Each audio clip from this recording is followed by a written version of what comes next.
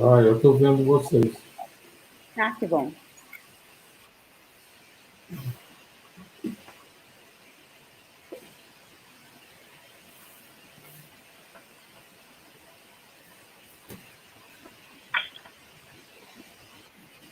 Bom, agora penso que deu.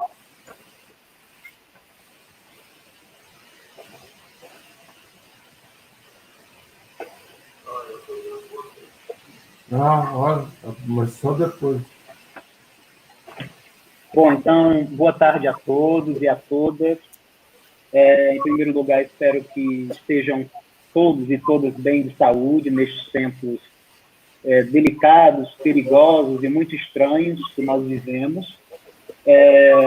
Eu sou o Bruno Araújo, sou professor no programa de pós-graduação em comunicação da Universidade Federal de Mato Grosso, em Cuiabá, e tenho o prazer, tenho o privilégio de integrar essa conversa hoje com as professoras Isabel Feran, Lisiane Guazina e Ana Cabreira, em torno de um tema que nos parece muito candente, muito pertinente para a quadra vivida, são as estratégias de mídia e comunicação em tempos de pandemia, uma conversa sobre Portugal, Itália e Brasil. Essa é uma iniciativa do projeto internacional e também do grupo de pesquisa Observatório do Populismo, que reúne a Universidade Nova de Lisboa por meio do Instituto de Comunicação e do Instituto de História Contemporânea, a Universidade de Brasília por meio do PPG de Comunicação e a UFMT também por meio do seu programa de pós-graduação em Comunicação e Poder. Muito rapidamente, o projeto Observatório do Populismo é muito recente, composto por nós, que estamos hoje nesta live, e também por outros colegas, estudantes, orientandos, e tem o objetivo, basicamente, de fazer um levantamento de toda a produção acadêmica que tem sido desenvolvida nos diversos países sobre o fenômeno dos neopopulismos, né, sobretudo a partir da década de 90 até os dias de hoje, começando ali, de alguma maneira, com os acontecimentos na Itália e a ascensão de Silvio Berlusconi até o momento que nós vivemos. Então, só para apresentar as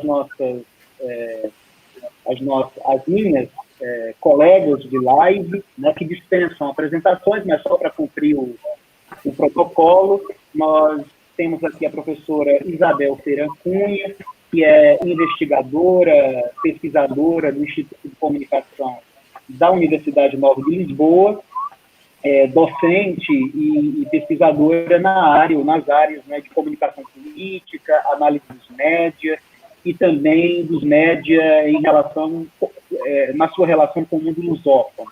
Evidentemente que o currículo da professora Isabel Feran é muitíssimo mais extenso, mas, enfim, só para fazer uma apresentação muito telegráfica. Depois temos a professora Lisiane Guazina, que é professora no programa de pós-graduação em comunicação da UNP, pesquisadora também na área de comunicação política, jornalismo político e comunicação pública. E a professora Ana Cabreira, que é investigadora do Instituto de História Contemporânea da Universidade Nova de Lisboa e trabalha igualmente na área da comunicação política, dos estudos de gênero e também no campo da história dos média. Bem, só para informar que nós estamos recebendo os comentários, estão aparecendo aqui, ressaltar que podem enviar perguntas, comentários, e ao final das exposições nós abriremos para uma discussão, para responder as perguntas, inquietações, questões que forem colocadas pelo nosso público, ao qual, desde já, agradecemos por essa companhia. Então, nós combinamos de dividir mais ou menos 15 minutos para que cada um de nós faça a sua exposição e, no final, abrimos para o debate, para a resposta às questões. Penso que é isso. Quem não fez, para dar um pouco aqui, um pouco de propaganda, quem não fez ainda a inscrição no canal do PPG-Com, aqui da UFMT, por favor, se inscreva. Eu não tenho nenhum talento para blogueiro, mas, enfim, começar, só para que depois nós continuemos essa conversa em outros momentos. Então, vou passar a palavra à professora Lisiane Guazina. Boa noite, Lisiane, que nos fala diretamente da Itália, onde realiza o seu pós-doutoramento na Universidade de Milão. Boa noite, professora Lisiane, com a palavra. Boa noite, Bruno, as colegas Isabel e a Ana. Boa noite a todos e todas que espero nos assistem. Um prazer estar aqui com vocês. Eu gostaria de iniciar a comentar a nossa temática a partir da minha experiência de observação aqui do caso italiano, né? E pensar um pouco essas estratégias de comunicação durante a pandemia a partir das estratégias de comunicação do governo italiano, né, para a gente também ter uma dimensão do que aconteceu aqui na Itália. Eu começaria com o contexto italiano, alguns elementos do contexto para se entender, né, essas estratégias de comunicação que dizem respeito ao próprio país. A Itália tem um sistema de mídia híbrido forte, né, com jornais impressos, programas de televisão e de rádio que explicitam seus alinhamentos políticos. Esses alinhamentos são bem demarcados dentro do contexto midiático italiano, né? Tem um nível elevado de acesso às mídias sociais digitais e muita participação popular nas redes, especialmente com relação às discussões políticas, um uso profissional das mídias sociais digitais e das mídias tradicionais para fins políticos, há uma hipervisibilidade dos atores políticos italianos, uma política altamente mediatizada, um governo parlamentarista formado pelo primeiro-ministro, que é o presidente do Conselho de Ministros, o Giuseppe Conte, né?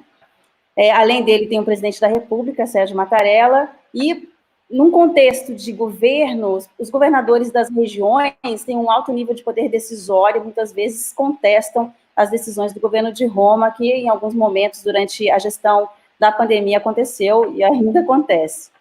Eu chamaria atenção um pouquinho sobre as estratégias de comunicação do governo italiano no combate ao coronavírus, a partir, e agora a gente já pode dizer, depois de um certo tempo, a partir da capacidade de adaptação e mudança de estratégia do governo italiano em relação ao combate à doença, e a capacidade de articulação de certas estratégias de comunicação dissonantes e o alinhamento de ações oficiais a partir da verificação de dados epidemiológicos. Eu acho que uma coisa importante que chamou bastante atenção aqui foi que as avaliações do comitê científico, que auxiliou na gestão e continua auxiliando na gestão do combate à pandemia, foram fundamentais para a definição das políticas públicas de enfrentamento ao vírus. E, nesse ponto, o governo Conte foi, inclusive, criticado publicamente, inclusive, por seguir tanto a ciência nas suas decisões, por obedecer tanto aos pareceres e avaliações dos especialistas. Isso foi interessante de ver, porque o governo italiano ele passou de uma fase de pré-reconhecimento oficial da pandemia, em que a gente que ficou bastante conhecido no Brasil, em outros lugares do contexto internacional, em que as autoridades, em geral, subestimaram a capacidade de contágio do vírus, né? O próprio ministro da Saúde italiano, Roberto Speranza, garantia que no início, antes lá em janeiro e fevereiro, garantia que não havia razões para alarmismo, havia uma forte pressão naquele período, especialmente em fevereiro, da Confindústria, que é a espécie de Fiesp italiana, para não parar a economia. Houve uma série de campanhas compartilhadas nas mídias sociais digitais, isso hoje de conhecimento público fora da Itália, né, como Milano não se ferma, Bergamo não se ferma, que foram apoiados, inclusive, por prefeitos, como o prefeito de Milão.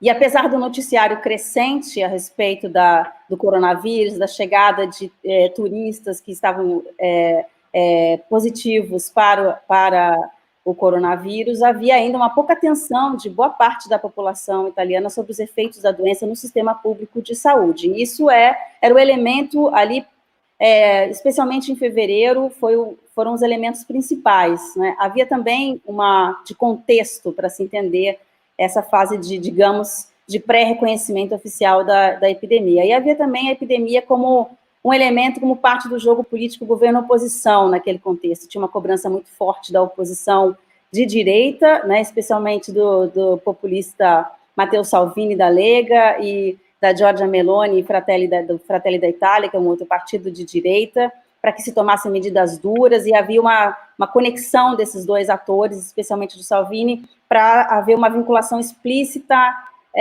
entre coronavírus e imigração, Então, eles exploraram, especialmente Salvini explorou muito essa discussão de que poderiam chegar com os barcos, os imigrantes, o vírus poderia chegar, e, enfim, foi uma espécie de ação da direita, especialmente desses partidos de direita, contra o governo naquele momento, janeiro, fevereiro.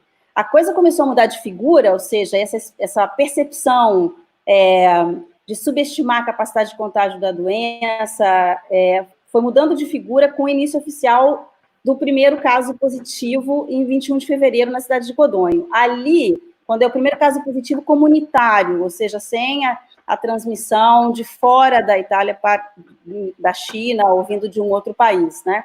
Naquele momento, quando se chamou o paciente 1, que era um executivo da Unilever, naquele momento, ficou doente, ficou na UTI, mas conseguiu se recuperar, é que se começou efetivamente, do ponto de vista das autoridades, do ponto de vista do governo italiano e dos governadores das regiões, especialmente da região da Lombardia, onde fica a cidade de Codonho, que é uma cidade bem pequenininha, começaram a identificar a gravidade da situação. Houve um aumento enorme da velocidade do contágio, e ali, naquele final de fevereiro, já houve a decretação das zonas vermelhas e amarelas, em que as cidades ao redor de Codonho, algumas outras cidades, uma cidadezinha no Vêneto, foram decretadas como zona vermelha, ninguém entrava, ninguém saía, o fechamento das escolas e universidades na Lombardia.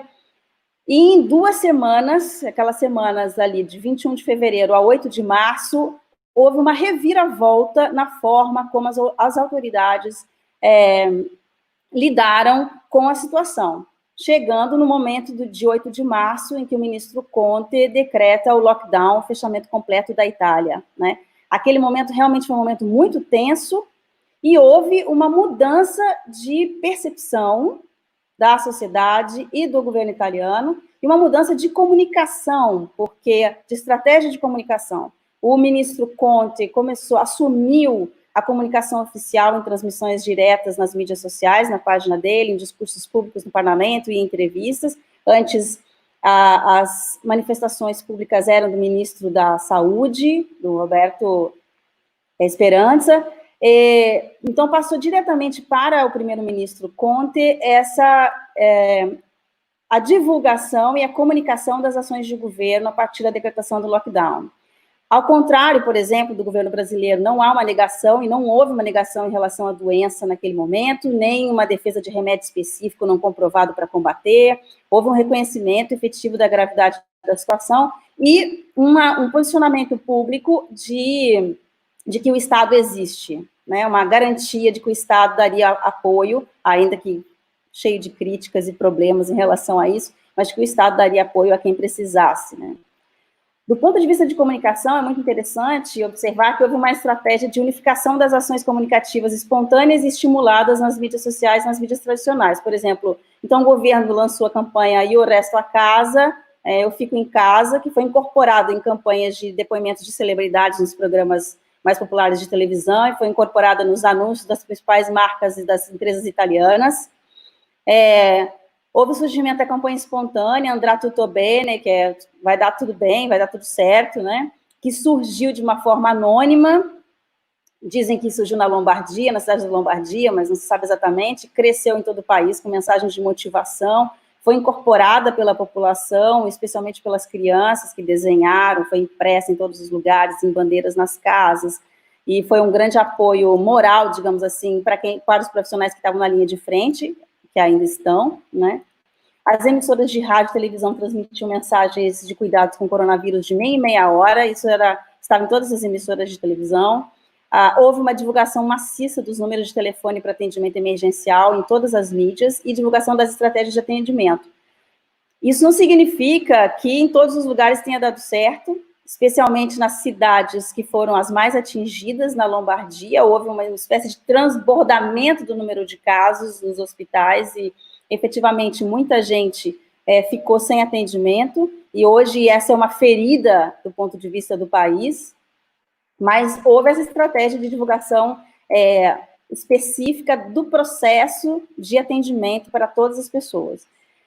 E, ao contrário do Brasil, eu acho que esse é um elemento importante, houve um grande esforço de transparência no trato de informação com divulgação do número de contagiados, internados, recuperados e mortos, sempre com boletins diários pela Proteção Civil. Então, a Proteção Civil, ela atuou especificamente na organização desses dados, junto com o comitê científico, e é inimaginável, por exemplo, acontecer algo do tipo, como tem acontecido no Brasil, de atrasar os boletins diários para não sair nos telejornais, ou ocultar o número de mortes nas campanhas das mídias sociais. Isso é considerado inaceitável pela população, pela mídia, pelos jornais, enfim.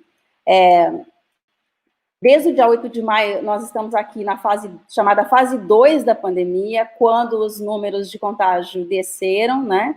Caíram o suficiente para que se planejasse uma reabertura gradual e semanal das atividades. É uma fase muito complicada do ponto de vista das ações de governo para a população, para o setor produtivo, para o trabalho, e também do ponto de vista de comunicação, porque é uma fase de acirramento dos conflitos, né, de intensa negociação e acirramento dos conflitos políticos para decisão do que pode ou não funcionar, de como pode funcionar. Mas um elemento muito, muito importante, que eu acho que é muito interessante aqui, que funciona ao contrário do Brasil, é que há uma discussão muito ampla e muito transparente sobre as alternativas. Há uma pressão muito grande de todos os setores interessados, e essas negociações, elas são feitas, obviamente, que tem suas partes ocultas, mas muito mais as claras, né? Então, os setores, eles se posicionam efetivamente dentro do contexto do debate público, todos os setores, né? Um elemento importante dessa negociação é a reabertura das escolas, das universidades, que ainda não foi feita. Então, hoje, se pode ir aos parques, se pode trabalhar, mas você pode encontrar um professor ou uma professora na rua, mas não, com máscara, devidamente, né? Mas não se pode ainda entrar em sala de aula, né? Não se pode dar aula. Então, esse é um elemento que é bastante polêmico aqui e se discute de forma muito forte. Mas eu não sei em quanto tempo eu estou aí, Bruno, mas eu acho que vale a pena ainda fazer um outro apontamento, é que da fase mais aguda da pandemia para agora, que é essa fase chamada fase 2, em que já é permitido viajar entre as regiões, em que já se pode sair de casa, ir ao supermercado, etc., paramentado, seguindo certas restrições, mas houve algo que é muito interessante, que é a incorporação da metáfora de guerra para unir o país, nessa fase mais aguda, e um forte sentimento de compromisso coletivo no combate à doença. Eu acho que esse é um aspecto que foi muito interessante na fase mais aguda. Hoje os conflitos estão mais acirrados, inclusive em relação às regiões, né? A região sul em relação à região norte em relação à região sul. Mas, enfim, naquele momento da fase mais aguda, houve o uso da metáfora de guerra, né? O país numa guerra contra um inimigo invisível, em que todo mundo tem uma função a ser cumprida na defesa do país. E esse elemento ele foi explorado pelo governo, mas ele também estava presente, pelo governo Conte, mas ele também estava presente entre as pessoas, ela foi entendido pelas pessoas, esse compromisso coletivo, coloca a bandeira nas casas, valoriza os profissionais de saúde que estão na linha de frente, faz de tudo para facilitar a vida desses profissionais de saúde, né? Um reconhecimento impressionante em relação aos profissionais de saúde, sejam médicos, enfermeiros, mas também quem está ali, intensivistas, e quem está fazendo as caixas de supermercado, as pessoas que estão fazendo as entregas de água e por aí vai, as pessoas que estão fazendo a limpeza, um reconhecimento ao serviço público muito importante, que não foi só uma estratégia de governo, mas que parte também do senso de compromisso coletivo que existe na Itália. É uma característica, né? Como eu disse, é algo conflitante, mas ao mesmo tempo, porque são muitas as regiões de tradições diferentes, mas ao mesmo tempo, na hora em que foi preciso que o país se unisse, em que as pessoas entenderam, que finalmente entenderam a gravidade da situação, aí efetivamente houve esse compromisso coletivo e um forte sentimento de italianidade, se é que a gente pode chamar assim. Hoje, várias cidades já registram contágio zero, sobretudo no centro-sul. Na Lombardia ainda há transmissão, mas em níveis mais baixos. Até o momento, são 234 mil pessoas que foram contaminadas, mais de 30 mil faleceram em decorrência do vírus e da doença. Ainda no boletim de ontem, porque agora está saindo o boletim novo, mas no boletim de ontem nós tínhamos 38 mil pessoas positivas, 20 mil na Lombardia, ou seja, muito centralizado na região da Lombardia, na região das cidades ali ao redor de Milão. E um elemento interessante, aí para fechar, não sei qual é o meu tempo, é que aumentou a popularidade do governo Conte, aumentou a popularidade dos atores políticos que enfrentaram a doença, né, que combateram a doença, inclusive de governadores que tiveram um bom desempenho, digamos assim, no combate à doença, como foi o governador Zaia no Vêneto e outros, e isso alterou o contexto e as forças políticas, inclusive do ponto de vista das forças de direita, dos populistas de direita, que na Itália são ainda muito fortes, mas houve essa alteração desse contexto político, para além das estratégias de governo específicas do governo Conte, que eu comentei aqui, e para além do sentimento da urgência da população naquele momento mais complicado da pandemia. São esses os meus apontamentos, e são muitos elementos que valeria a pena conversar aqui, discutir. Espero que a gente ainda possa voltar em algum momento para falar mais.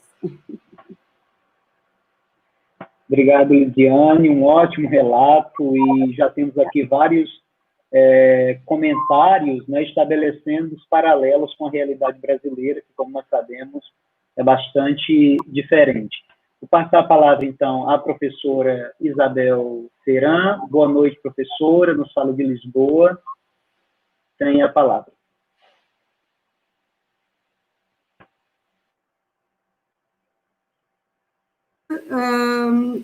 Nós, enquanto portuguesas, eu e a Ana, vamos dividir um pouco as nossas falas e, antes de mais, queria fazer algum contexto para ser compreensível a realidade portuguesa.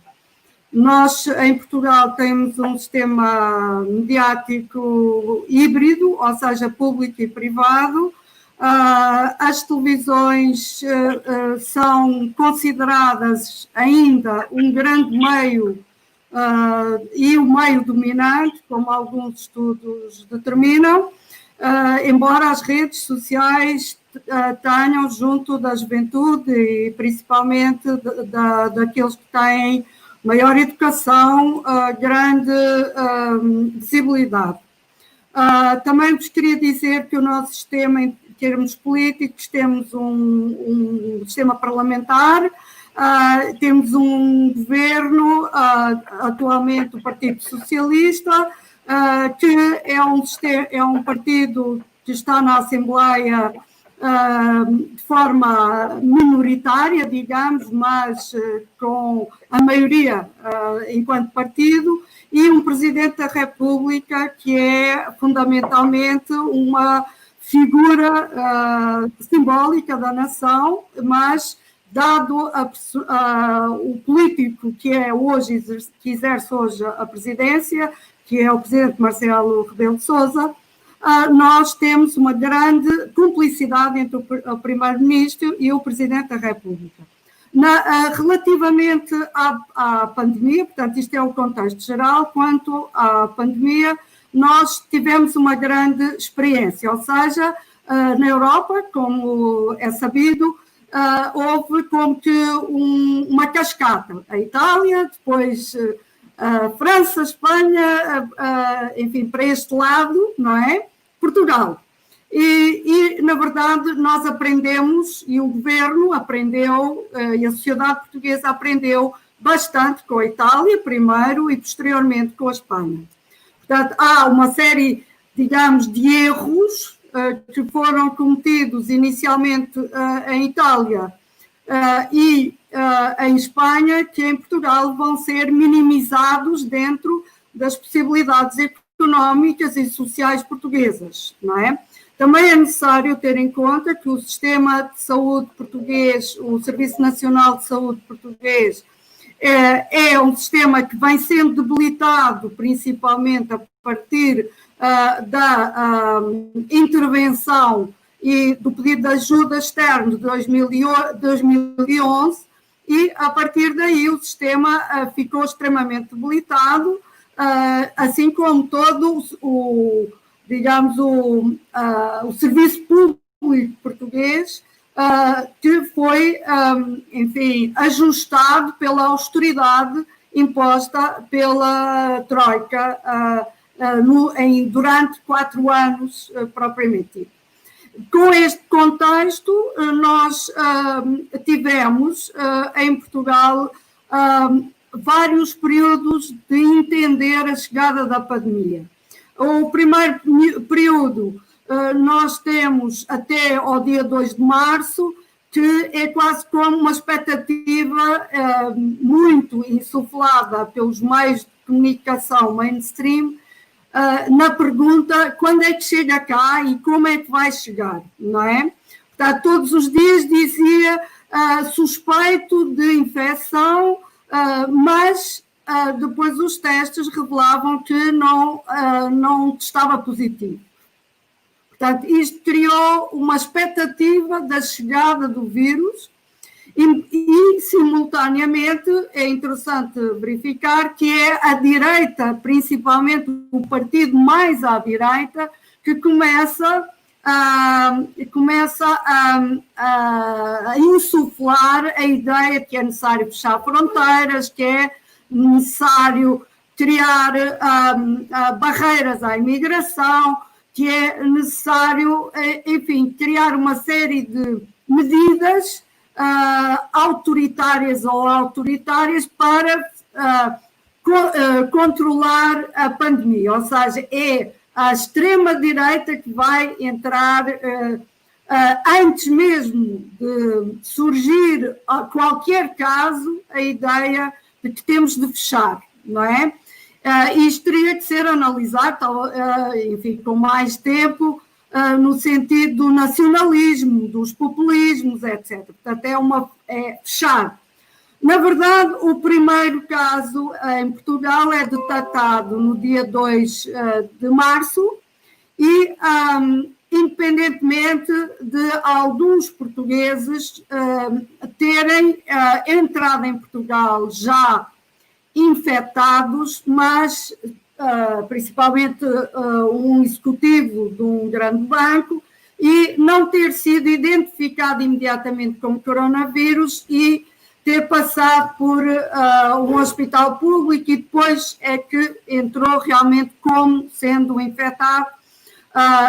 E tal como a Lisiane falou, os primeiros infectados são pessoas que viajaram para o estrangeiro, nomeadamente para a Itália e para a Espanha, e na maior parte dos casos participaram ou em férias na neve ou em feiras internacionais. E isto é interessante porque mostra a globalização e como chega em Portugal, a partir da globalização dos negócios, do lazer e dos grandes contactos internacionais.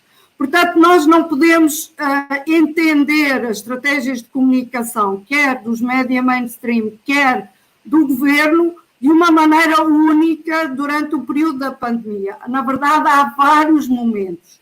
E o primeiro momento, nós diríamos que é do dia 2 de março, que é da infecção, que é detectada em primeiros infectados, até ao dia 18 de março, que é declarado o estado de emergência, com o fecho das fronteiras e a tomada de medidas em termos de fica em casa e a estratégia de ficar em casa e o chamado isolamento e distanciamento físico-social, não é?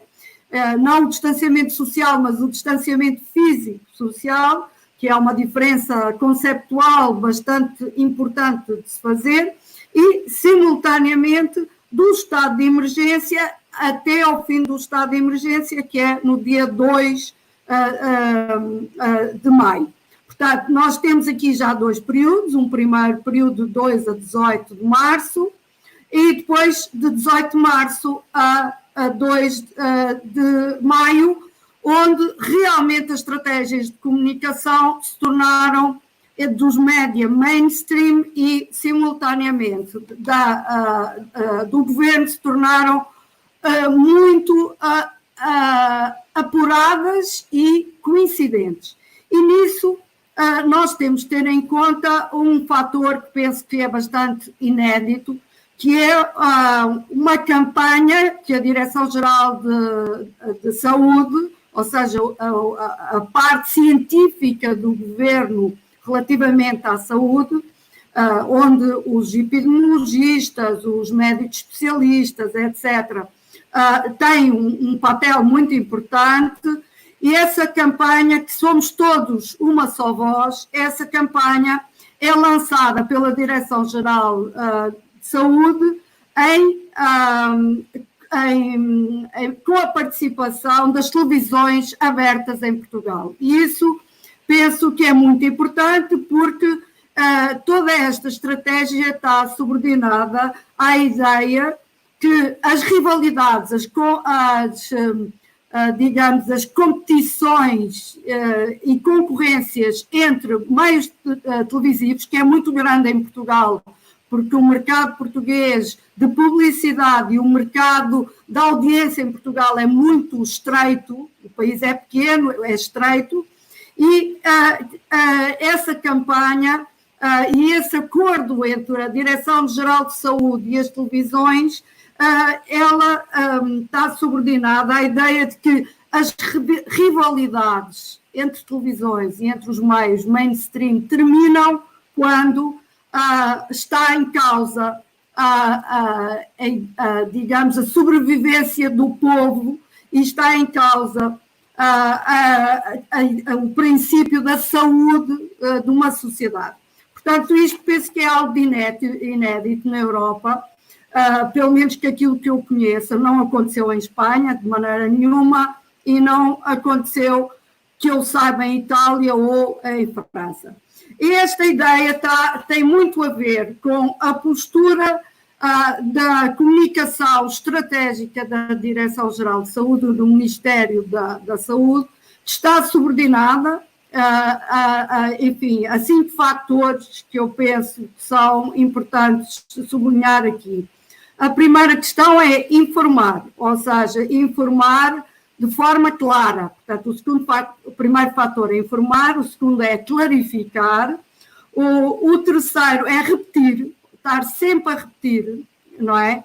A segunda questão é segmentar, à medida que se vai entrando a informação, vai segmentando as diferentes, digamos, slots de informação para diferentes públicos, não é? E a terceira e a última, que eu penso que é muito importante, que é a quinta questão, que é ignorar a má informação. Ou seja, nunca há referência à má informação, porque quando há má informação, o que é preciso é voltar a informar, voltar a clarificar, voltar a repetir, voltar a segmentar. Portanto, estes princípios têm bastante importância, e penso que é a estratégia de comunicação da Direção-Geral de Saúde e, simultaneamente, do Governo. E, para isso, eu penso que é preciso também sublinhar o papel do Primeiro-Ministro, que a Ana tratará com mais cuidado, mas o Governo teve toda uma campanha para, enfim, sublinhar o civismo e a necessidade de civismo, ou seja, os portugueses são uma população com características de resistência, de resiliência e, sobretudo, são cidadãos. E, portanto, ao serem cidadãos, o civismo é o cuidar de si e o cuidar dos outros, não é? Portanto, este princípio é o princípio de promover comportamentos pró-sociais, pró-saúde e, simultaneamente, reduzir a ansiedade e o stress dos cidadãos. Portanto, isto é uma das questões importantes que o Governo frisou e, simultaneamente, a cumplicidade entre o primeiro-ministro e o presidente, no sentido de cada um ter uma parte do papel de, digamos, se nós podemos dizer, puxar pela cidadania. O PM, no sentido, o primeiro-ministro, um gestor e um negociador, no sentido de congregar esforços de todos os partidos, mesmo os grandes partidos da oposição, no sentido de se unirem num momento de sobrevivência da população. E o Presidente da República, no sentido de mobilizar, não é? Mobilizar a sociedade para, mais uma vez, responder a um enorme desafio, que é sempre lembrado que os portugueses são muito melhores quando têm grandes desafios que quando estão em rotina. Ou seja, são os desafios que fazem os portugueses e não a rotina. Na rotina, os portugueses normalmente são mandriões, digamos, e nos grandes desafios têm atitudes de grande coragem e resiliência. Portanto,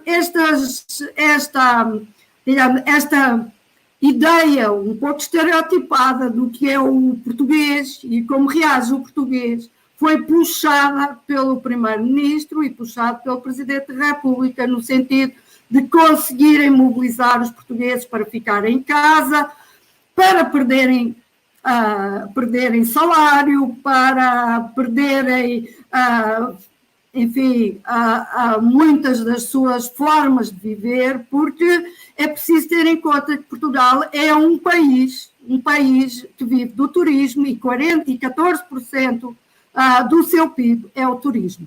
Portanto, esta pandemia logo à cabeça 14% do PIB abaixo, não é? E isto é um grande sacrifício pedido à população. Penso que, em princípio, era isto que eu tinha a falar, ou, enfim, que me posso apresentar neste momento. Muito obrigada. Muito obrigado, professora Isabel. Também um relato muito interessante da realidade portuguesa, né? País que foi, inclusive, elogiado pela sua forma de enfrentamento em vários jornais do mundo, entre eles o próprio New York Times, que ressaltou em reportagem recente o papel de Portugal no combate a essa pandemia. Bom, eu, a partir de agora, também farei uma pequena exposição e depois nós vamos abrir, né, para discussão e para responder as várias questões que têm chegado aqui. Olha, depois de ouvir a Lisiane, e aí eu também peço a contribuição da Lisiane, aqui, porque como brasileira pode me passar coisas ao largo, e tanto a Lisiane acrescenta, por favor. Depois de ouvir a Lisiane, depois de ouvir a professora Isabel, eu confesso que aumento ainda mais o meu pessimismo e fico ainda mais deprimido em relação àquilo que vive hoje o Brasil, né? Nós chegamos a 34 mil mortos, ultrapassamos a Itália, né? Somos o segundo maior país do mundo em número de casos e temos, né, na presidência da República um presidente absolutamente autoritário, negacionista e que todos os dias se esforça, né, até mais não poder, para reforçar o ânimo populista, né, autoritário, que de alguma maneira o elegeu e o trouxe aqui, a par dos outros elementos que depois nós poderíamos discutir como contexto para entender como chegamos até aqui, né? Pouco na expressão do nosso colega da UNB, o professor Luiz Martins, que dizia outro dia num post que para entender a pandemia precisa entender primeiro o pandemônio, quer dizer, que é a nossa situação política, né? Essa coisa terrível, né? Que fez com que nós conseguíssemos, né, essa proeza de produzir essa situação. Quer dizer, no meio da pior crise sanitária já vivida no último século, conseguimos produzir este governo, né, que é incapaz de dar as respostas. Eu devo dizer que não me surpreende. Não me surpreende nada daquilo que o governo Bolsonaro tem feito. E fico muito incomodado quando, numa certa imprensa, nós vemos pessoas que sabiam do que o bolsonarismo era capaz, hoje se mostrando muito perplexos, né?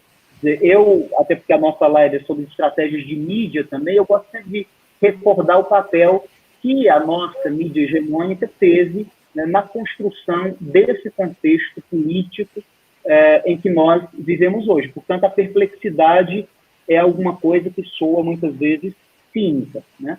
Mas, enfim, a par desse contexto, que é importante, mas que de alguma maneira é conhecido de todos, eu poderia quase que pegar um a um dos elementos destacados pela Lisiane, destacados pela professora Isabel Ferran, e colocar, portanto, a perspectiva antagônica, que é o quadro do Brasil. Quer dizer, ao contrário do que foi nos relatado aqui sobre a situação da Itália, sobre a situação de Portugal, e depois será complementada pela professora Ana, nós temos um governo que aposta no negacionismo, na desinformação, na polarização, né, numa falta absoluta de transparência, né, que vai de encontro com qualquer tipo, né, de comunicação pública minimamente responsável e minimamente comprometida com princípios democráticos. Então, não é possível que nós ainda vejamos pessoas desconsiderar essa perspectiva de como nós, todos os dias, caminhamos, né, para uma degradação ainda maior das nossas instituições, da nossa democracia. Então, e o nosso projeto é um projeto de observatório do populismo, né, eu queria destacar esse ponto, de como nós, no meio dessa crise sanitária sem precedentes, né, de uma gravidade extrema, observamos no Brasil todas as categorias da retórica populista sendo articuladas todos os dias, né, e contaminando toda a comunicação governamental em torno da crise. Estão todas as categorias do populismo autoritário que caracteriza Bolsonaro e caracteriza outros países, outros governos, outros líderes mundiais, ainda que no caso brasileiro, tem muitas especificidades que têm a ver com a nossa cultura política, outras coisas que depois nós podemos aprofundar mais. Mas, por exemplo, temos aqui o negacionismo, primeiro da pandemia, né? E aí alguns disseram, depois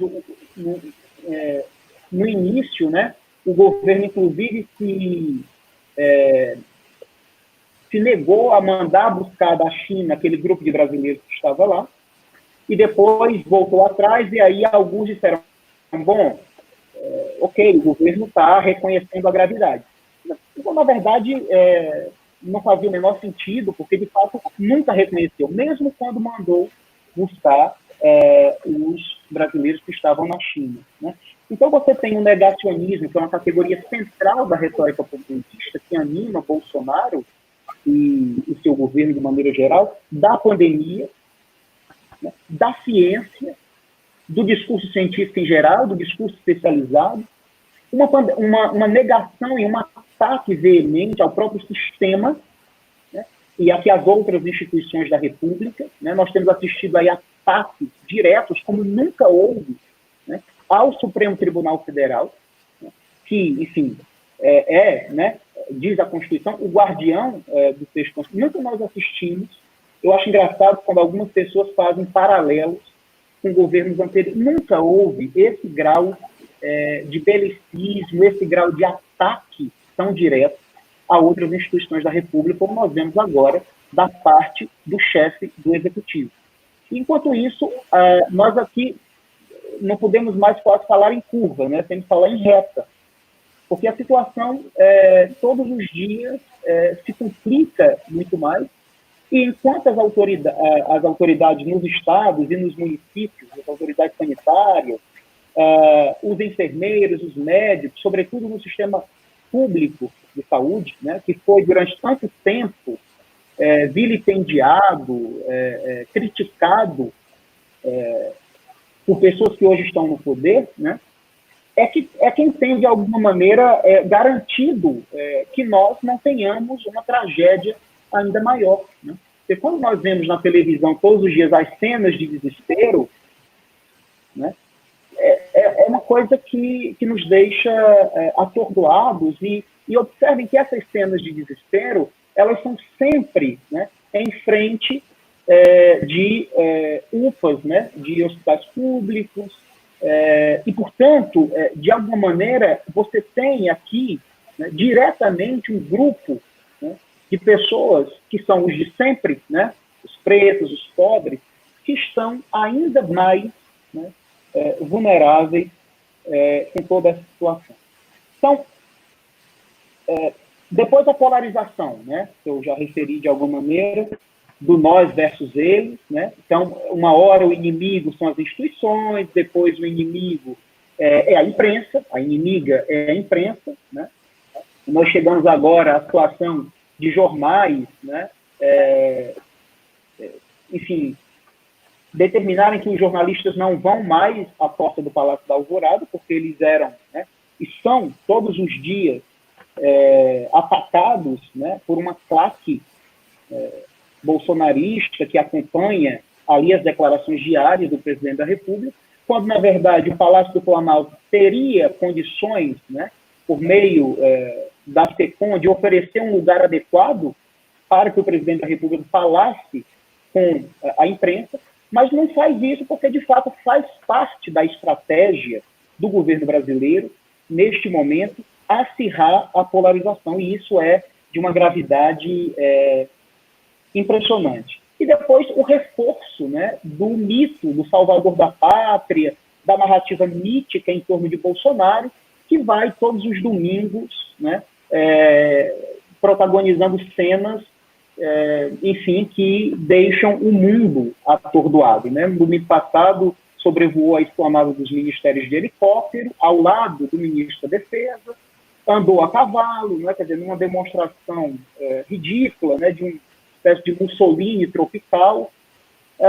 Enfim, então, nós temos essa situação no contexto brasileiro, e que nos deixa numa situação muito, muito difícil, né, para combater uma pandemia com essa gravidade. Então, eu gostaria de focar esse ponto. Como é que nós, né, conseguimos transferir para o enfrentamento da pandemia todas as categorias, né, que demarcam a face e a retórica populista. Né? E, repito, isso não me causa nenhuma perplexidade, porque estava muito claro, né, durante as eleições, a gravidade que a eleição de Jair Bolsonaro representava. Então, faz parte dessa estratégia uma visibilidade, né, do governo federal, uma visibilidade que não deixe de lado todos esses elementos, né? A fratura, a polarização, o ataque às instituições, porque com isso o governo vai mantendo, né, o Bolsonaro vai mantendo, digamos, essa ala do eleitorado de extrema-direita, né, viva nas redes sociais. E aqui nós não podemos esquecer do que vive o Brasil nesse momento, né, a partir da atuação de grupos, né, nas redes sociais, que disseminam o ódio e, portanto, que disseminam a desinformação.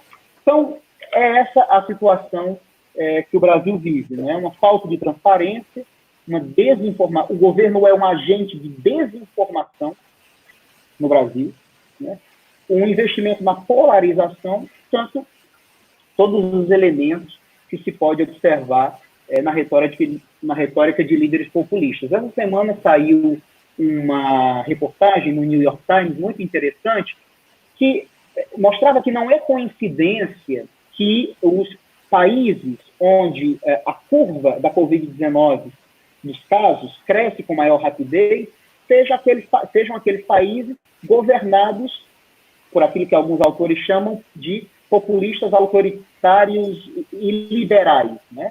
líderes iliberais. E aqui eles destacavam o caso do Brasil, o caso da Grã-Bretanha, né, com Boris Johnson, o caso da Rússia, né, e o caso dos Estados Unidos. Né? Portanto, não é aleatória essa situação. Né? Então, acho que fico por aqui, porque depois acho que a gente pode aprofundar mais alguns elementos, mas, enfim, esse é o contexto brasileiro. Né? A comunicação pública no Brasil foi absolutamente escamoteada, foi absolutamente desviada daquilo que caracterizam, né, os princípios de uma comunicação pública, que é, no fundo, servir ao interesse público. Tem um texto que eu gostaria até de destacar, muito interessante, da professora Maria Helena Weber,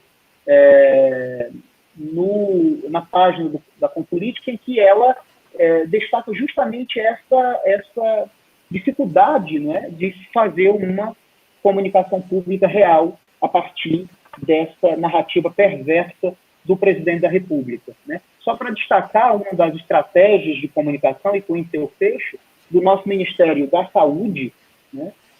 Ministério que teve 2 médicos exonerados, porque era a favor do isolamento social, né? E o outro porque não quis prescrever o uso da hidroxicloroquina indiscriminadamente. Portanto, como eles ousaram, de alguma maneira, reverenciar a ciência, né, o chefe, né, deles, infelizmente, os mandou embora, e agora nós temos o Ministério da Saúde transformado numa espécie de bunker, né, do Exército, né, com um general que chefia, interinamente, dizem eles, mas na prática, né, o Ministério, com um agente que não entende nada de saúde pública, e esse mesmo general nomeou para cargos estratégicos do Ministério outros generais. Por isso é que eu acho que é uma extensão do Exército. Né? Nós estamos nessa situação. Né? E uma das estratégias do Ministério da Saúde, eu dizia, para fechar, é o que eles chamam agora de placar da vida. Placar da vida. Quer dizer, não há mais referência ao número de mortes pelo Ministério da Saúde brasileiro, que todos os dias tem suas páginas compartilhadas, o placar da vida, né, pelos grupos, né, aquilo que muitos chamam de milícias digitais bolsonaristas, porque na perspectiva deles o que nós temos de salientar são os recuperados. Né? E como disse outro dia na televisão, a nossa ex-secretária de Cultura, Regina Duarte, né, para nossa também vergonha internacional, dizia que temos de acabar com essa narrativa mórbida. Portanto, vejam a quem, né, o Brasil está entregue neste momento. Então, a ideia é o placar da vida. E isso, naturalmente, né, que cria uma atmosfera de desinformação e encoraja as pessoas que estão absolutamente atordoadas, né, sem saber muito bem a quem respeitar, né, encoraja as pessoas a irem para a rua, né, a acharem que está tudo bem, e vamos lá, né? Nós temos agora um morto por minuto e as coisas seguem como se nada estivesse acontecendo, né, dentro das paredes do Palácio do Planalto. Então, eu vou ficar por aqui. Desculpem se a fala parece um pouco indignada, panfletária, mas é que, de fato, é muito difícil, né, para quem tem o mínimo de consciência democrática não se indignar e não se revoltar com o que acontece agora. Né? Então, não há possibilidade, eu tenho muita dificuldade, e todos vocês são...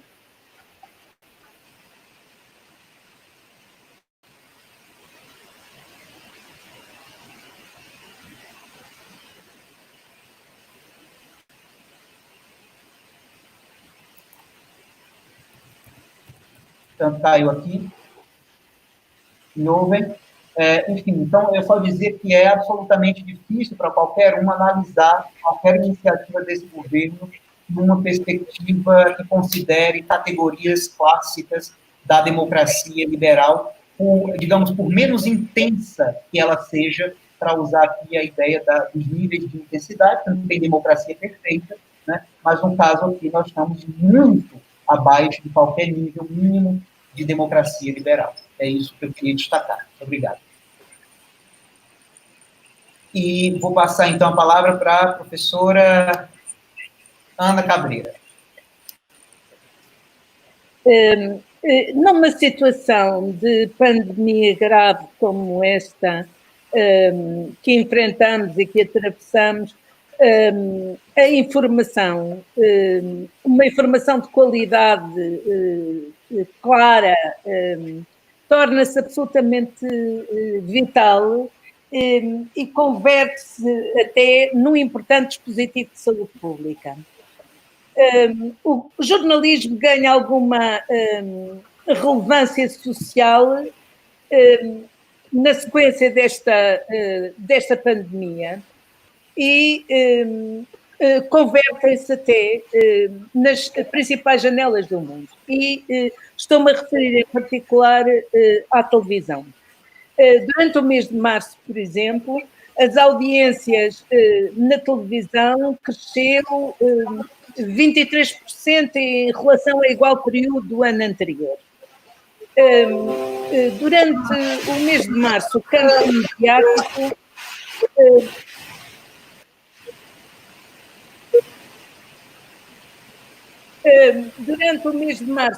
mediático fez uma espécie de uma suspensão da apologia da negatividade, que é uma das suas armas favoritas. E tão ao gosto dos relatos noticiosos, centrou-se sobretudo num papel protetor dos interesses públicos e da saúde dos cidadãos. Os seus relatos basearam-se fundamentalmente em fontes oficiais, em cientistas, médicos, especialistas de saúde pública. Isto fez com que a credibilidade em relação à informação televisiva fosse muito grande, e foi por isso que a grande confiança dos cidadãos portugueses depositaram exatamente nos média neste período. Mas a forma como os políticos abordaram esta questão é igualmente importante. E é igualmente importante porque a estratégia de abordagem à pandemia valorizou sobretudo a vida da população, a salvaguarda da vida da população. Sobre a égide, como disse a Isabel, de os cidadãos informados defender-se melhor. Portanto, a disponibilização da informação foi muito grande e centrou, como já disse a Isabel, no Ministério da Saúde, que diariamente dava um boletim com o número de infectados, o número de casos, de novos casos, o número de mortes, o número de recuperados. E as mensagens sistemáticas de que era necessário evitar contágios, proteger os mais vulneráveis e, por isso, salvar vidas. Esta foi uma máxima que todas as figuras públicas portuguesas passaram a desenvolver. A visibilidade mediática sobre os balanços e os cuidados e as recomendações de saúde recaiu, sobretudo, sobre a ministra Marta Temido, a diretora-geral de Saúde, Graça Freitas, e o secretário de Estado da Saúde, António Lacerda Salles. A orientação geral foi basear-se nos especialistas, nos cientistas, neste caso particular nos epidemiologistas, e dar um importante papel de aconselhamento sobre a situação. Os políticos tiveram, neste caso, um papel extremamente importante, porque o primeiro-ministro António Costa guardou para si a gestão da crise, digamos assim, da crise política, não é? A gestão política da crise. E ele e o Presidente da República fizeram uma parceria que eu já não vou repetir, cada um com as suas funções e as suas responsabilidades políticas, mas o facto de ter havido esta excelente relação entre Marcelo Rebelo de Sousa e António Costa contribuiu fundamentalmente para um reforço por um lado, da confiança dos membros do governo. E foi indispensável também para os cidadãos, porque lhes devolveu confiança, conforto e segurança. Os partidos da oposição também comportaram-se de uma forma inédita, porque mostraram igualmente um elevado nível de cidadania, deram inteira prioridade à salvaguarda da vida das pessoas e suspenderam quesílias partidárias e mesmo as divergências políticas. Agora voltam, como é natural, mas na fase aguda da pandemia em Portugal, esta situação maioritariamente as pessoas maioritariamente consideraram correta a atuação do governo. Os partidos da oposição também consideraram correta a atuação do governo e esta atitude devolveu, de facto, aos cidadãos uma tranquilidade e confiança. Por fim, os cidadãos demonstraram, como já foi sublinhado, um elevado valor cívico. Cumpriram as regras estipuladas, aderiram ao confinamento de quase 3 meses e adotaram regras de segurança. Portanto, demonstraram estar conscientes que, neste caso, a atuação de cada um pode fazer a diferença em relação à coletividade. Portanto, este espírito cívico foi fantástico. Portanto, é por isto exatamente que em Portugal nós temos o caso em que a agenda mediática, a agenda pública e a agenda política confluíram no mesmo sentido durante a pandemia. E isto originou, de facto, uma grande unidade nacional em torno desta situação. No mês de abril, as estratégias políticas foram orientadas no sentido de prosseguir a contenção da pandemia, mas, como dizia António Costa, evitar matar a economia. Era necessário salvar as pessoas e evitar a economia. Portanto, no mês de abril já houve uma outra orientação e então, numa entrevista que António Costa deu à SIC em 30 de abril, ele dizia que era necessário controlar as empresas tal como elas existem, congelar o emprego tal como ele existe, congelar os rendimentos tal como ele existe, de forma a que num terceiro momento possamos fazer o relançamento da economia. Portanto, em abril já se está a preparar esta situação do relançamento da economia. Foi igualmente importante e deu-se muita atenção também à forma como a União Europeia geriu esta situação. A União Europeia, que propunha atenuar e combater a crise económica que se adivinhava sem precedentes, e a questão aqui que se colocava em relação à União Europeia era de avaliar a unidade da Europa face a uma ameaça comum. E disso dependia, de facto, a continuação do projeto europeu. Na verdade, o plano Merkel-Macron para salvar a Europa é surpreendentemente ambicioso. E como sublinha a revista The Economist, a Alemanha fez uma grande concessão para apoiar os Estados mais fracos e isso devolveu, de facto, esperança ao projeto europeu. eu não tinha, eu ficava por aqui e estou à disposição para questões, debates, etc. Obrigada.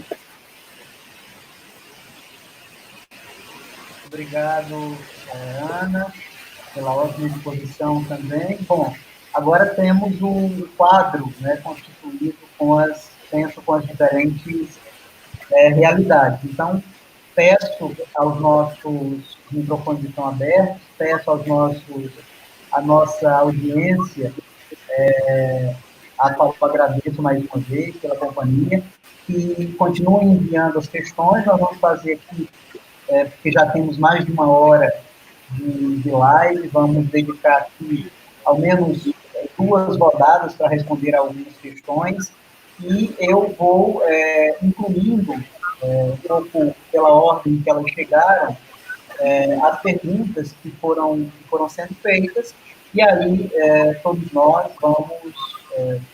vamos respondendo, vamos dialogando a partir das provocações que foram feitas. Uma das questões foi do professor Douglas Ferreira, que endereça à professora Lisiane, e pergunta como foi a relação do governo italiano com as orientações da OMS, tanto no aspecto das orientações de saúde, quanto nas relações entre o governo e a instituição. E aqui também estendo a professora Isabel e Ana para falarem também um pouco da realidade portuguesa nessa situação mais específica. Bom, Douglas, obrigada pela essa pergunta. Pelo que se pôde observar aqui, são relações de colaboração, né? Em toda a Europa, são relações de colaboração com a OMS, tanto do ponto de vista de orientação de saúde, quanto do ponto de vista da relação específica entre o governo e a instituição. Não aparece, ao menos publicamente, nenhum tipo de tensão com a OMS, e sim colaboração com outros países membros da União Europeia e com a OMS. No sentido de juntar esforços para se conseguir ser efetivamente bem-sucedido no combate à epidemia. E nesses esforços está o respeito às orientações dos especialistas, as orientações da ciência e as orientações da OMS. Eu penso que em Portugal acontece a mesma coisa. Embora em Portugal haja uma grande discussão, que penso que ainda não está exatamente apurada, sobre o uso da máscara. Portanto, o uso da máscara Sim, é uma questão que, como não foi clarificado pela OMS, e simultaneamente a escassez do produto é grande, ou foi grande, foi uma das questões que mais problemática e mais aproveitamento político teve, o uso da máscara. Mas, na generalidade, há uma grande cooperação entre a OMS e o governo português. Também uma outra questão, talvez seja interessante sublinhar, as tentativas de compra de material que foram feitas em conjunto pela Europa, mas depois por cada país. E, nesse sentido, talvez seja de sublinhar que há necessidade de maior cooperação entre os países europeus, visto que, em determinada altura, há quase como que uma concorrência desleal e, simultaneamente, uma captura ou saque de material caso os aviões pousem em países para o qual não era um destino. Portanto, isso acontece relativamente ao material que vem para Portugal e que pousa em França, e há nos Estados Unidos N vezes relativamente ao Brasil. Mas isso já são outras questões. Mas dentro da Europa, também a rivalidade pelo material em determinada altura, principalmente os ventiladores, foi algo bastante agudo, não é? Na Itália, esse foi um dos momentos, se me permite, Isabel, um dos momentos mais tensos, digamos, dentro do debate público, relativo à disputa que foi chamada de Guerra das Máscaras, né? É a disputa entre os países para a compra de máscaras. Foi um momento bastante tenso na Itália, especialmente aí naquele início da pandemia.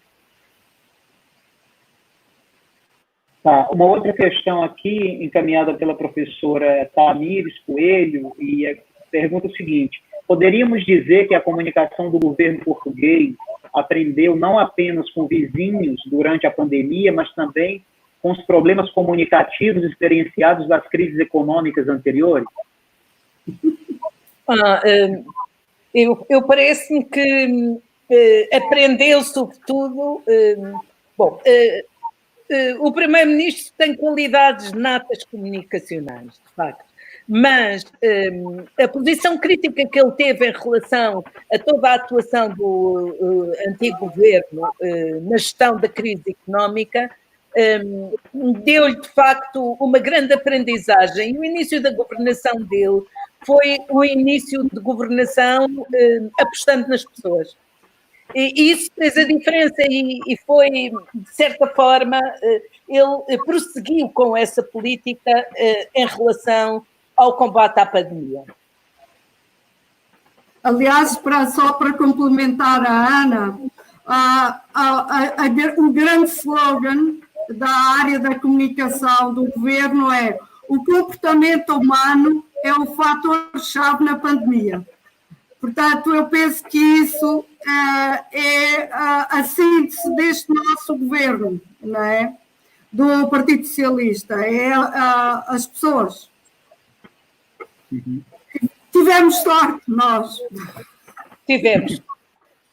Bom, temos mais uma pergunta aqui, e aqui extensível também às três, da Ana Laura Farias. Como vocês classificam o combate à desinformação durante a pandemia em Portugal e na Itália, seja pelo governo, pela mídia ou pelas agências de fact-checking?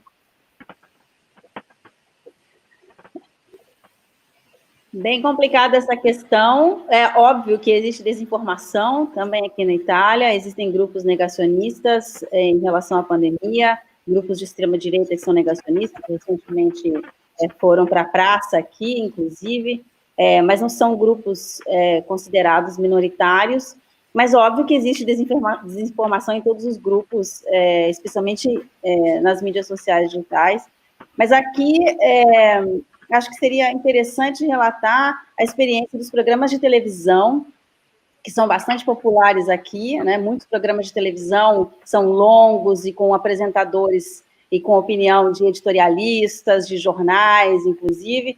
É uma característica o enfrentamento dessas questões, é um enfrentamento direto. Então, se surge, um exemplo foi o boato de que o vírus teria sido fabricado num laboratório na China, né? Esse boato, ele rendeu uma série de reportagens, seja nos jornais, uma série de informações que foram divulgadas pelo governo nas mídias sociais, e também rendeu uma série de programas de televisão, no qual foi discutido a exaustão com a opinião de especialistas, desdizendo a informação de que teria sido um vírus fabricado, né? E isso foi recorrente. Então, uma característica, se é que podemos dizer assim, é que há um enfrentamento direto em relação aos boatos, né?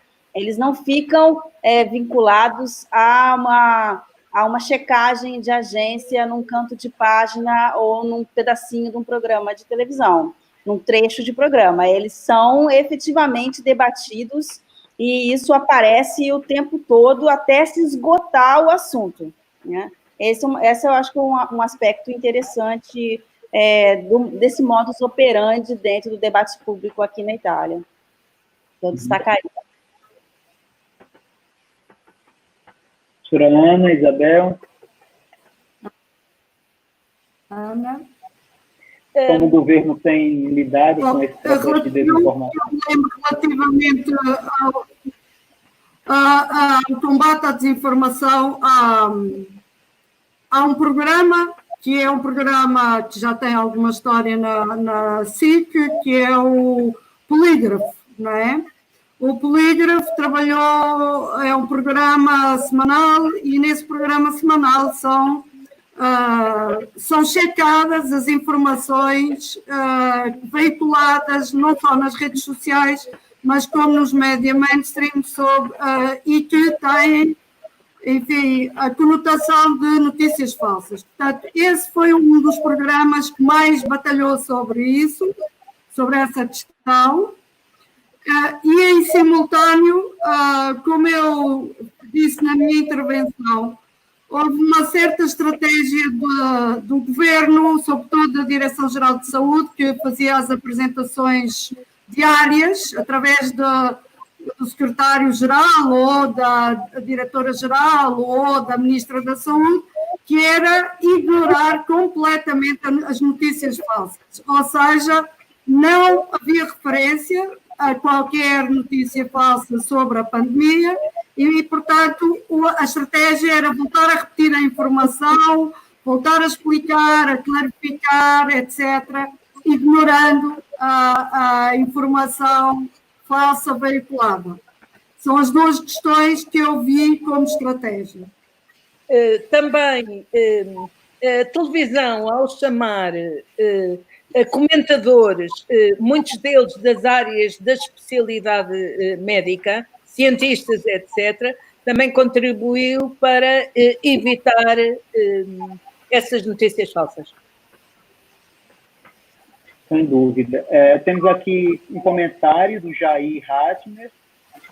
Uma marca da comunicação a respeito da pandemia no Brasil é a polifonia, né? Cada autoridade fala coisas diferentes, sejam federais, estaduais e municipais, não há uma coordenação. E depois ele também afirma que em Portugal a crítica vai para a reduzida quantidade de jornalismo de ciência. A pandemia é um evento novo e é necessário explicar para a sociedade esse novo conhecimento. Eu queria só destacar um aspecto a partir do comentário da professora Isabel, né, os programas que tem na televisão combatido as fake news. Queria destacar um caso brasileiro que tem sido interessante, que, na minha opinião, contribui para legitimar certas teses conspiratórias que fazem parte agora do nosso dia a dia. Nós, recentemente, tivemos a estreia da CNN Brasil, né? Enfim, que é um canal de televisão que tem por trás um dos seus donos, o dono de uma construtora que apoia e apoiou o Bolsonaro, enfim, nas eleições, só para contextualizar um pouco. E o que eles têm feito, a pretexto de criar um debate plural, é, no fundo, apostar numa espécie de polarização de dois lados, ou seja, vamos levar as duas versões, né, como se fosse possível discutir se o isolamento social é uma medida eficaz ou não nesta altura do campeonato. Outro dia, o debate era uma pessoa que falava a favor do isolamento social e outra pessoa contra.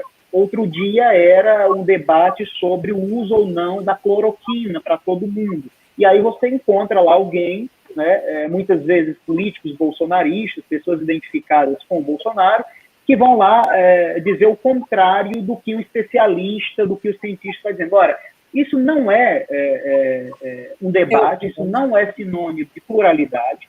Isso, no fundo, na minha opinião, é um desserviço que o jornalismo presta, né? No momento em que ele leva alguém que se mostra como outro lado, não é uma questão de outro lado, é um pouco como a ideia das vacinas, né? Quer dizer, eu acho importante tomar as vacinas, e eu não acho eficaz. Quer dizer, não existe um outro lado, existe o discurso da ciência, existe o discurso dos especialistas que entendem do assunto, e as outras pessoas, quer dizer, podem ter as opiniões que elas quiserem, mas são opiniões, né? Na medida em que você coloca essas opiniões num debate, o que você está fazendo, no fundo, é validar, né, essa opinião como um fato, né, como o outro lado da moeda. E, nesse sentido, que o jornalismo contribui para essa naturalização da polarização, da pós-verdade, que é uma questão que não atinge apenas o Brasil, atinge a todos. E um outro elemento é como o governo brasileiro lida, né, com a sua comunicação. Todos vocês referiram os dividendos que os líderes na Itália e em Portugal tiraram, né, os dividendos políticos, quer dizer, as vantagens, porque, no fundo, basicamente adaptar o discurso àquilo que é o consenso internacional, e dessa maneira todas as falas da OMS, né, vão se transformando quase que num referendo das posições adotadas pelos governos nacionais, gerando com isso um efeito benéfico na opinião pública. Aqui é o contrário. Aqui é o contrário. E o governo, quer dizer, as pesquisas mais recentes têm mostrado, não é, uma desidratação, uma diminuição do apoio ao governo Bolsonaro em função dessas posturas, embora ainda seja um cenário muito, muito complicado de entender e ainda não saibamos exatamente qual será o desfecho. Né? É isso, Livinha, eu queria acrescentar alguma coisa nesse aspecto, Sim, por favor. Gostaria de acrescentar, acho que 2 elementos. O primeiro elemento, você chegou a mencionar, é que é absolutamente trágico que no Brasil a pandemia seja capturada pela retórica populista e por narrativas que constroem uma pretensa liberdade de opinião, que é o eu gosto, não gosto, que é uma discussão de opinião sobre a doença, o enfrentamento da doença e as ações de políticas públicas em relação à pandemia.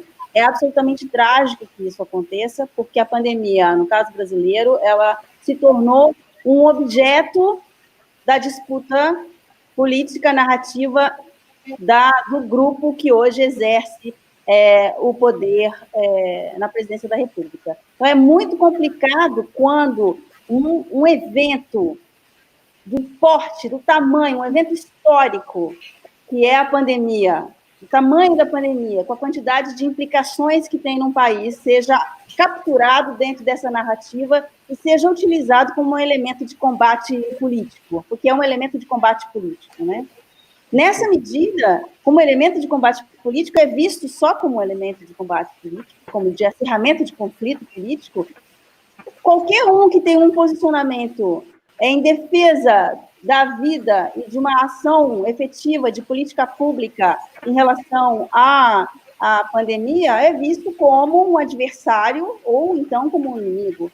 E essa é uma situação muito complicada para se enfrentar uma pandemia desse tamanho num país de mais de 200 milhões de habitantes. É uma situação efetivamente trágica, o que nos mostra o papel, e aí recupera um pouco a sua fala, o papel fundamental dos governos na gestão dessa crise. O papel fundamental dos governos. Porque se os governos não são capazes de lidar com essa crise, de efetivamente lidar a partir de políticas públicas, isso significa salvar a vida de pessoas, então o país está entregue à sua própria sorte.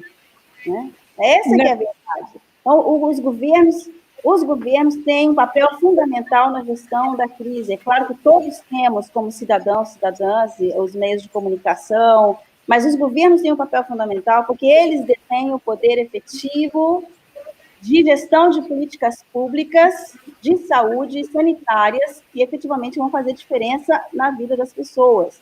E, no caso brasileiro, nós estamos vendo, você fez um relato, né, bastante contundente, bastante sério, bastante verdadeiro sobre o que está acontecendo. Quando não se tem um Ministério da Saúde com especialistas, quando não se tem um reconhecimento da gravidade da situação, quando não se tem uma comunicação pública, efetivamente pública e transparente em relação aos dados da pandemia, em relação às mortes, e aí nós temos uma situação que não se sabe onde vai chegar, né? É uma situação crítica, uma situação grave e bastante complicada para quem vive no país e depende dos serviços públicos de saúde, que é a grande parte da população brasileira. Queria só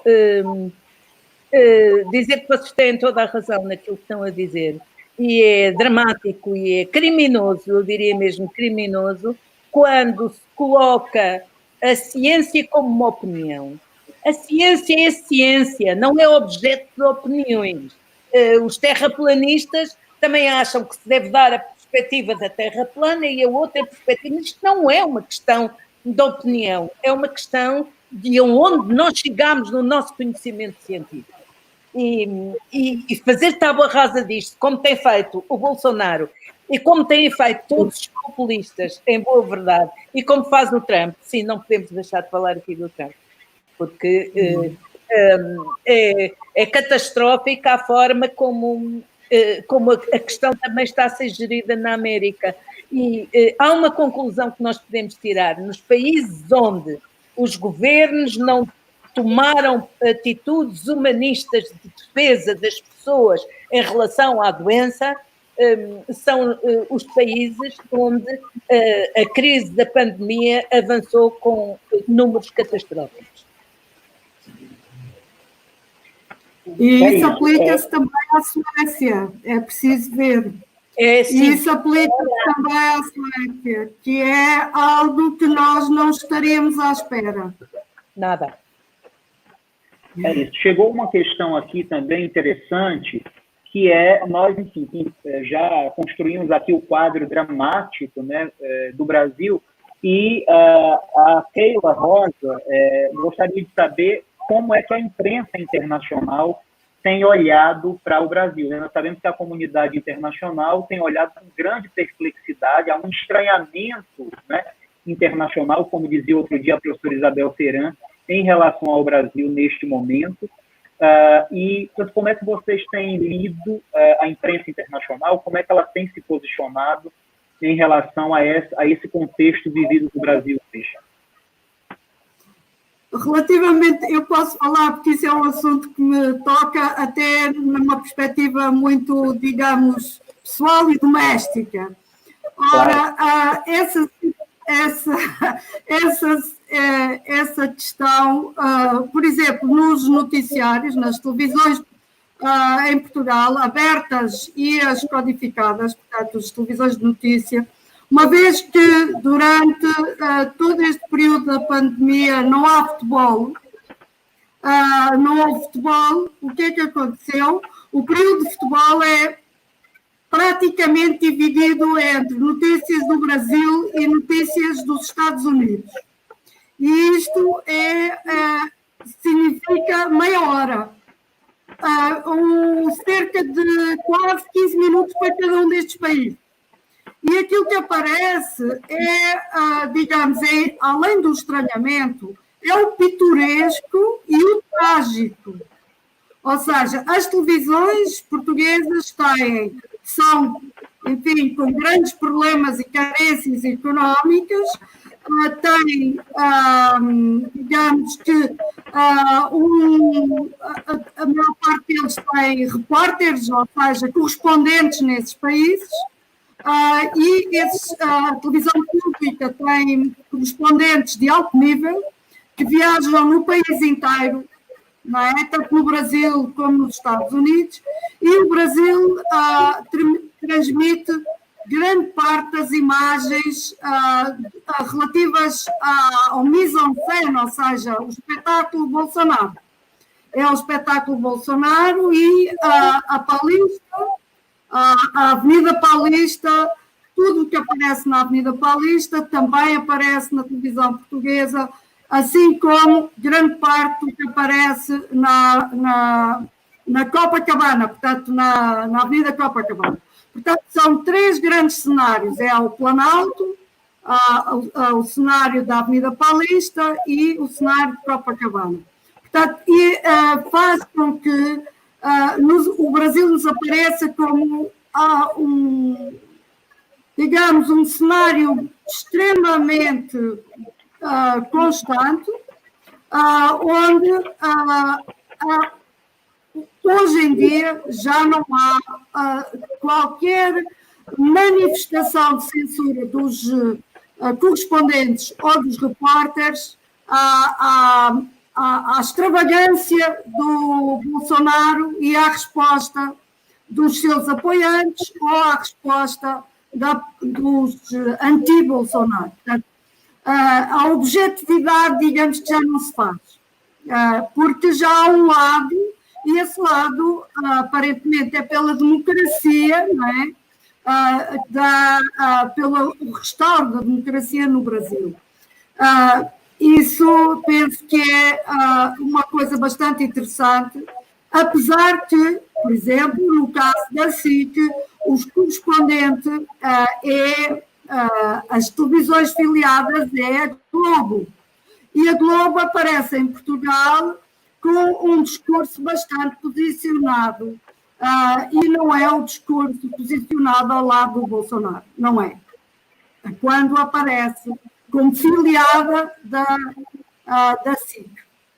O que é bastante interessante, e seria interessante estudar isso, até que ponto há uma dissonância entre a Globo que aparece no Brasil e a Globo que aparece aqui.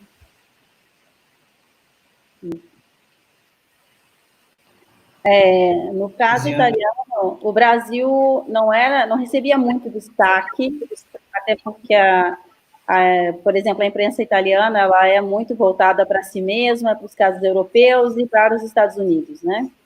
Mas o Brasil não recebia muito destaque, só que à medida que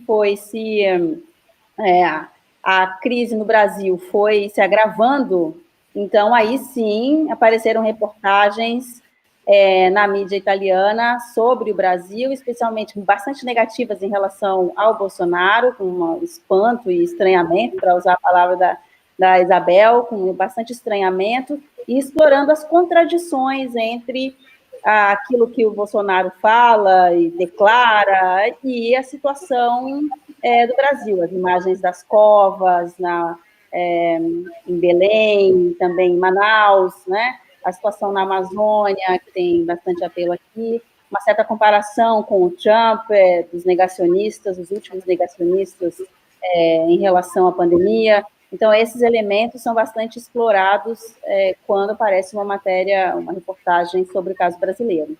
Aprofundamento da crise no Brasil, aprofundamento das ameaças à democracia, num contexto de negacionismo do presidente. Muito bem. Há outros comentários, mas eu acho que, de alguma maneira, reforçando o que já foi dito, algumas questões também que reforçam e que foram respondidas à medida que todos nós fomos falando. Então, como já temos aqui 1h30 de conversa, vamos, então, nos encaminhando para as considerações finais. Cada um de nós pode fazer as suas considerações finais antes de darmos por encerrada a live, que poderia continuar por dias, né? Uma vez que não faltam comentários, discussões que poderiam ser feitas no âmbito desta discussão. Então, podemos começar com a professora... Vamos começar o contrário, com a professora Ana, considerações finais. Não, como considerações finais, eu ia retomar uma ideia que é a ideia que parece que a Europa está a ter alguma sorte na forma como entrou recentemente com os seus apoios. E isso é uma nova, para mim, que sou muito europeísta, isso representa uma nova esperança. Quero também considerar a enorme preocupação com os Estados Unidos da América, enfim, por aquilo que representa para todos nós, não é? Uma grande nação do mundo, de facto, liderado por uma pessoa estranhíssima e enfim... E pronto, queria acabar assim, e contente por estar em Portugal. Professora Isabel? Bom, eu também queria dizer que esta pandemia, ela teve, enfim, a vantagem de revelar o pior e o melhor da governação dos diferentes sistemas e também o papel do Estado, a importância do papel do Estado na condução dos destinos das sociedades. E penso que essa revelação fez com que, a partir de agora, não possa haver mais discussão sobre as questões de Estado mínimo, mercado regulador, etc., sem ter em conta este exemplo.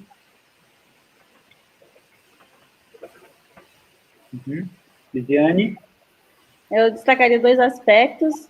Primeiro, retomando um pouquinho a fala da Ana, aqui na Itália foi bastante importante. A pandemia entrou dentro de um contexto de disputas muito acirradas entre soberanistas, europeístas, né? E no primeiro momento, na pandemia, naquele momento mais crítico, mais tenso, houve um acirramento do debate público em relação ao papel da Itália na Europa e a ajuda europeia para a Itália. Isso acirrou bastante os nervos, vamos chamar assim, dos italianos, mas, ao mesmo tempo, houve também, como eu falei no início, uma reconfiguração, ainda que temporária, das forças políticas, especialmente com relação ao papel da direita italiana e de lideranças como Salvini. Então, eu acho que esse é um ponto de interrogação ainda na Itália, para que lado essas forças vão, né? E de que maneira vai se tratar a questão Itália em relação à Europa. Existem muitas tensões nesses elementos aí. No caso brasileiro, eu volto a reforçar o que a Isabel falou sobre o papel do Estado e o papel dos governos, no bem-estar, para assegurar o bem-estar da população, na garantia constitucional dos direitos dos cidadãos e das cidadãs. Acho que o Brasil vive um momento muito difícil, muito complicado, muito tenso, em que a pandemia chega nesse momento em que mais se precisava do Estado e aonde o Estado não está, onde o Estado não oferece o apoio nem a solução que deve ser dada para a população brasileira. Então, é uma situação muito dramática, muito triste, e que a gente não sabe como vai seguir o seu curso. É isso. Eu também, em jeito de finalização, queria destacar, enfim, primeiro a importância desse debate. Feliz, acho que muito feliz de poder dialogar, né, com 3 pesquisadoras que têm contribuído tanto, né, para entender os processos políticos contemporâneos. Para mim, que fui aluno, pelo menos de 2, da professora Isabel e da professora Lisiane, enfim, acreditem, eu aprendi muito mais do que pude contribuir com essa conversa. Tenho certeza que a nossa audiência valente, que permaneceu até agora, também, pelo que tenho demonstrado aqui, ficou essa audiência muito satisfeita com o debate. Só para finalizar mesmo, 2 notas como considerações finais, reiterar aquilo que já a Lisiane e a professora Isabel também já falaram sobre a importância nítida, né, do papel do Estado no enfrentamento das crises, e do ponto de vista brasileiro, mas não só, né, como é importante que nós reafirmemos, né, o nosso compromisso com a democracia e com os valores democráticos, né? Me parece que essa é uma das grandes lições. Voltando ao início da minha fala, não é casual que Brasil, Estados Unidos, Rússia, Grã-Bretanha estejam agora no topo, né? São países liderados por líderes, né, populistas e liberais, né, de viés autoritário, e, portanto, nós precisamos reafirmar o nosso compromisso com a democracia e o jornalismo, né, e aqui falo especificamente do caso brasileiro, esse jornalismo que cobra, né, tanto a autocrítica dos grupos de esquerda, de centro-esquerda que estiveram no poder, também precisa fazer um exame de consciência, né, do papel que tiveram, né, esses jornais, essas televisões, na construção do processo que nos trouxe até aqui. É bom levar em consideração que, se hoje começa a aparecer a expressão extrema-direita nas páginas dos jornais, isso demorou muito tempo a acontecer, né, porque, como nós sabemos, os grandes veículos brasileiros tinham um interesse, né, os seus donos, na agenda neoliberal trazida por Paulo Guedes, que agora se mostra absolutamente incapaz, né, de socorrer aqueles que mais precisam. Tá aí todos os programas dando errado, muita gente que não é contemplada e que está numa situação realmente desesperadora. Então, Isso era uma mensagem que eu gostaria de dizer, né, destacar o papel que o jornalismo tem para o bem e para o mal da democracia, quando ele atua como atuou no Brasil recentemente. Alguns casos não vou destacar aqui. É isso. Muito obrigado a todas. Uma boa noite a Lisiane, a professora Isabel, a professora Ana. Dizer que o Observatório do Populismo vai promover outras iniciativas a partir das universidades parceiras, a Universidade Nova de Lisboa, a Universidade Federal de Mato Grosso e a UNB. Desejamos vida longa ao nosso observatório e estamos abertos aos diálogos, aos projetos em comum com os colegas que queiram, que estejam interessados em investigar esses processos por que passam as nossas democracias contemporâneas. Muito obrigado a todos e até breve. Obrigada. Obrigada.